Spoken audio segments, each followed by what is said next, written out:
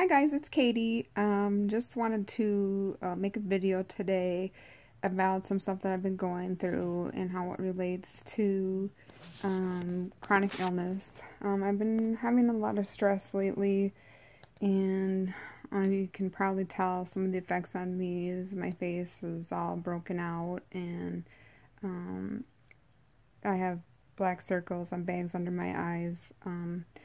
I'm not really going to get into what is stressing me out. Some things I will share most of the things in my life, but some things just aren't appropriate and it's personal. So, that's been going on for a couple of days, and then before that I had a migraine for like a week. So it's been rough. So I wanted to talk about stress and the impact it plays on your chronic illness. For me, my pain increases everywhere in my body. My joints start to hurt. My bladder from my IC starts to go crazy. My GI system gets nuts. I get headaches, not migraine. Sometimes I get regular headaches, and sometimes they can evolve into migraines, but it's really important for people with chronic illness to try and find ways to cope with stress. For a long time, I've had generalized anxiety disorder and panic disorder for a really long time. It developed after my son was born, which is really weird because most of the problems I have are all kind of related to the birth of my son and that type of timing. That's when my depression started too, and I had really severe postpartum depression, and it's carried over into just it's not general, just a depressive disorder, mood disorder, something like that, which is also complicated by, depression caused by being chronically ill and things like that. So it's a slippery slope to walk, and I just wanted to share some things with you guys that I have tried, I have done. I used to be on like mega amounts of Xanax, like all day long. And I've been able to, except for really stressful situations, I've been able to wean myself off of that. And I attribute that to a change in my, in my medications, and adding norepinephrine to my medicine regimen. Also because I've been getting back into my faith. I'm a Buddhist. I don't know very many Buddhists that follow my faith, but you don't have to be Buddhist to get the benefits out of reading some of the books I'm going to suggest to read. So I know this video is kind of disjointed. It's the stress that I've been under. So I was able to wean myself down on the Xanax completely naturally, by just learning to, in that moment when I feel stressed and anxious, have my first reaction not to be to reach for the bottle of Xanax. I want to be in that moment, recognize that moment, recognize that I'm feeling feelings of anxiety, and admitting to myself that this will pass, and then taking some deep cleansing breaths and just letting those feelings kind of subside. I've been able to do that because of my faith and the teachings in Buddhism. And one of the best books that I ever read, Tony Bernard, this is for you. Shout out to you. This is a book called How to Be Sick, a Buddhist-inspired guide for the chronically ill and their caregivers. It is an amazing book. Like I said, you do not have to be Buddhist to get benefit from reading this book. This book gives you skills to cope with your life changing, how to deal with your feelings, how to deal with anxiety and stress. It's just an amazing read, and I suggest that you read this book. If you want to borrow it from me, I'd be more than happy to lend it to you, but please be kind and return it when you're done with it. Not a lot of people seem to remember to do that when they're done. It gets shoved off to the side, and but I am willing to lend it out because it is such a great read. Some other books that I read that help me focus. I love the Dalai Lama. I love everything that he represents, and I have read Essential Teachings, His Holiness the Dalai Lama. And his teachings are just absolutely amazing. This man, I don't know if you know a lot about the Dalai Lama, but he is a Tibetan monk, and as you know, Tibet has been occupied by the Chinese for a very long time, and there has been a very large movement to free Tibet. Unfortunately, Tibet is losing a lot of its Buddhist culture, and it's where monks live. This is my fibromyalgia here, brain fog, and my word recall. Oh, which reminds me, while we're talking about this, I meant to make a video, but I was so sick. I had, last week I had cognitive testing on my brain to try and figure out what is causing my word recall problems and my memory problems. That was really interesting because I had a migraine and the testing was 4 hours long, and it's like they give you verbally, they give you a list of words and you have to try and remember them and recite them back, and then you have to do math word problems in your head, and such a bad migraine. I was so sick to my stomach. I brought like a 20-ounce thing of water and a thing of ginger ale to my appointment, and even with that, I still almost threw up on the lady. It was pretty embarrassing, but I got through it, and I will get my results next week, so I will keep you guys updated on that and let you know. I'm hoping that obviously that I'm not abnormal, but I know that I really struggled through a lot of that test and remembering words and remembering the things I was supposed to remember. My short-term memory is just absolutely terrible now because of I think my fibromyalgia, but we'll hopefully find out what's causing it. So that was something major that was going on. Zen and the Art of Happiness. This is such a great book.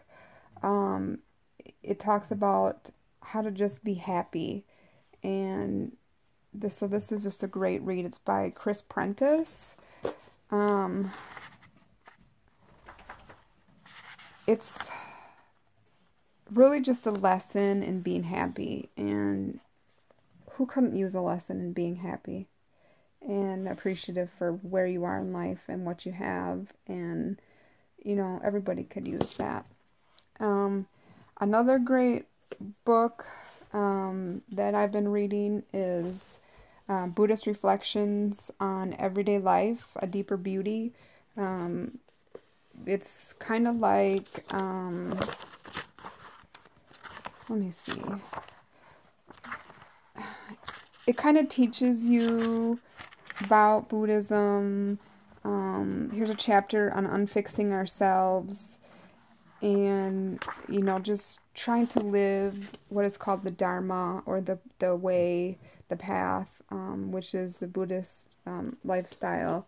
Like I said, you do not have to be a Buddhist to get benefit from these books.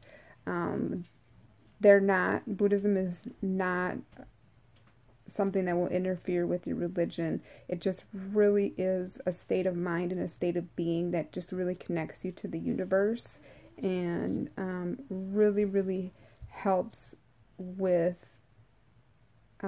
just being aware and being mindful of everything, your body, your emotions, where you're at in life. And then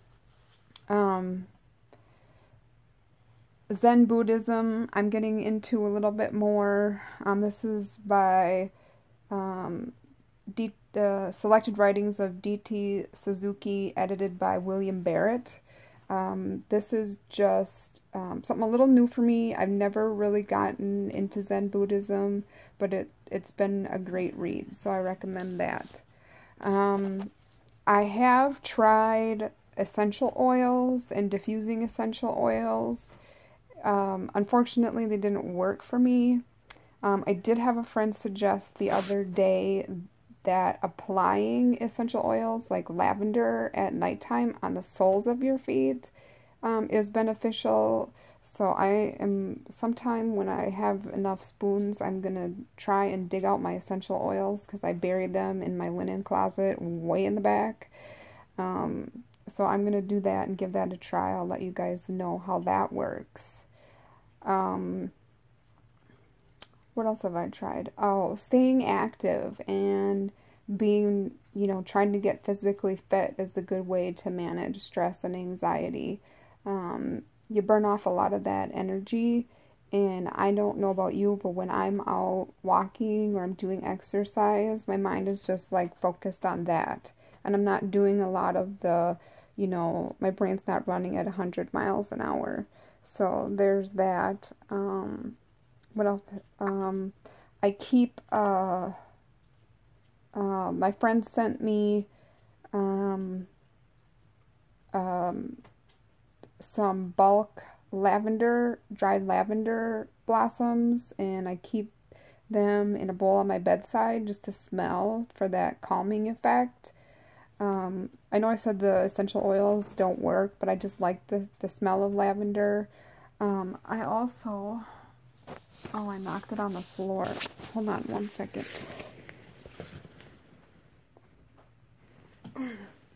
Sorry, I knocked this on the floor yesterday. This is a chunk of amethyst, and amethyst is supposed to be really soothing and keep you grounded. So I keep this on my nightstand next to my bed.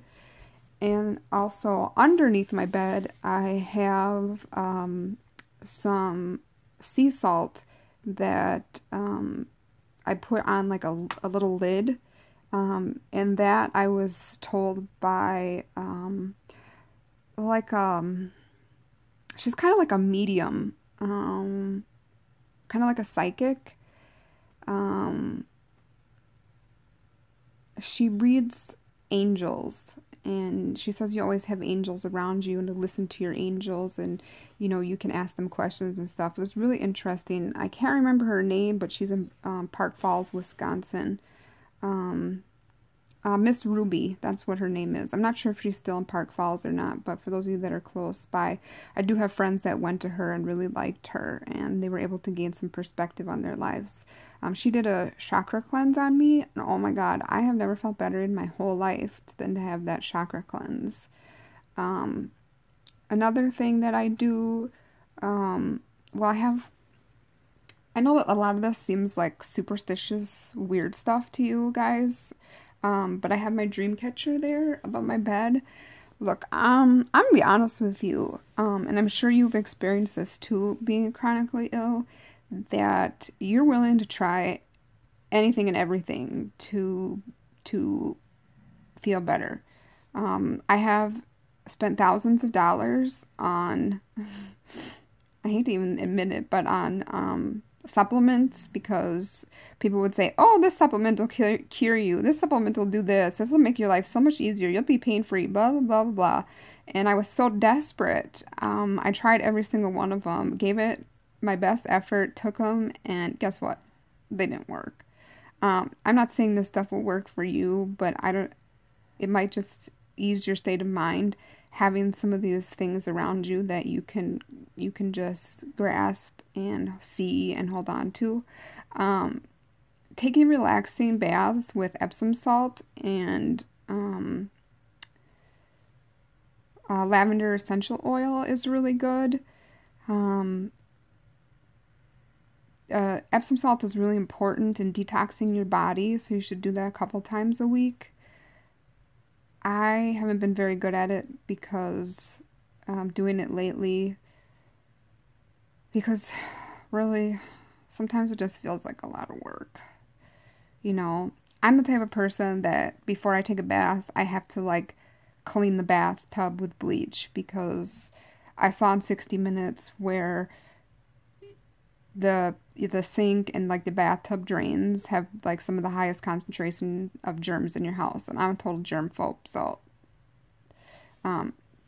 that's that.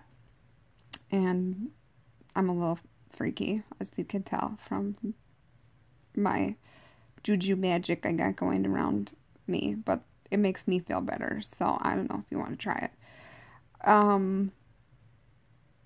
What else have I tried? Let me see. Reducing toxins in my life, like chemical toxins, has been good because all those toxins that you ingest or put on your skin, really mess with your central nervous system, and I have a problem with my central nervous system being overstimulated. So I've been on a mission to cut out toxins in my life. I don't use an antidepressant that you buy at the store anymore. I detoxed off that. I recommend it, but you have to be really committed to it. And at the time, I was really committed to it because I was detoxing from Lyme's disease, and I was trying to detox the dead spirochetes poison. When the spirochetes die, when you're on the medication, they decompose and they release toxins into your body, which makes you even sicker. So I was doing everything I could to detox my body. So that's when I started it, and it was summer. And yes, you have to just go without antiperspirant. You can use a deodorant, an all-natural deodorant, which is what I use. But I sped up the process by not using anything.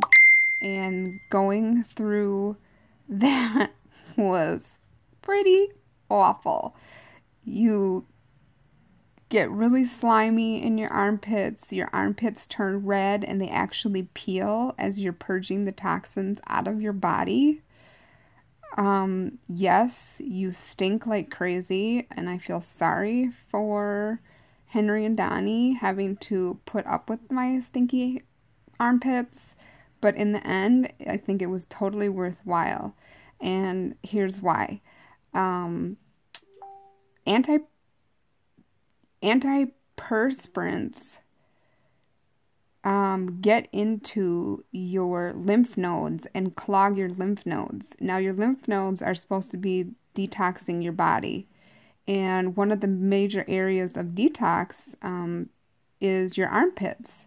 And because it's one of the places you sweat, and the places you sweat a lot, you're detoxing through your skin.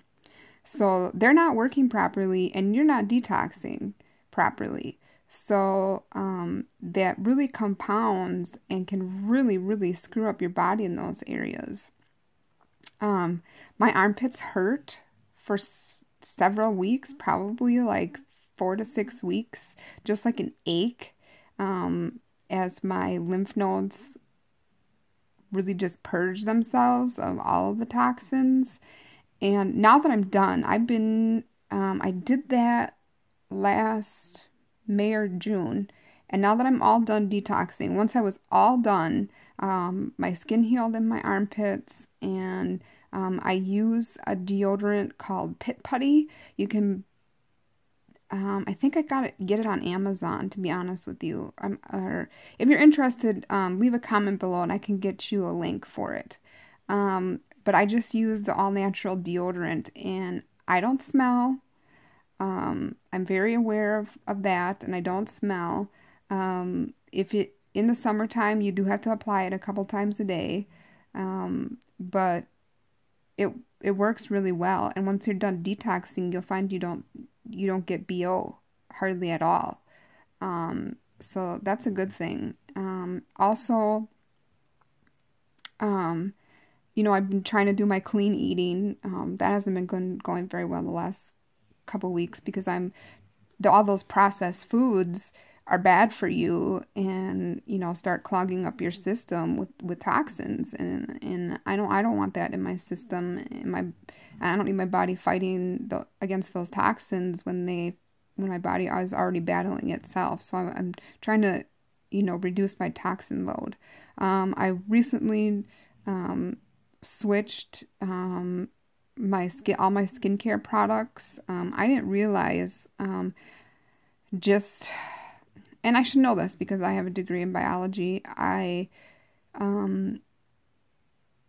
Your skin is it is your largest organ in your body, and I'm slapping all this chemical crap all over my face for wrinkles and to have a clear complexion and things like that, and then I'm slathering on nice smelling lotion and perfume and blah blah blah, shampoos. Oh my god, they have so many bad ingredients in them.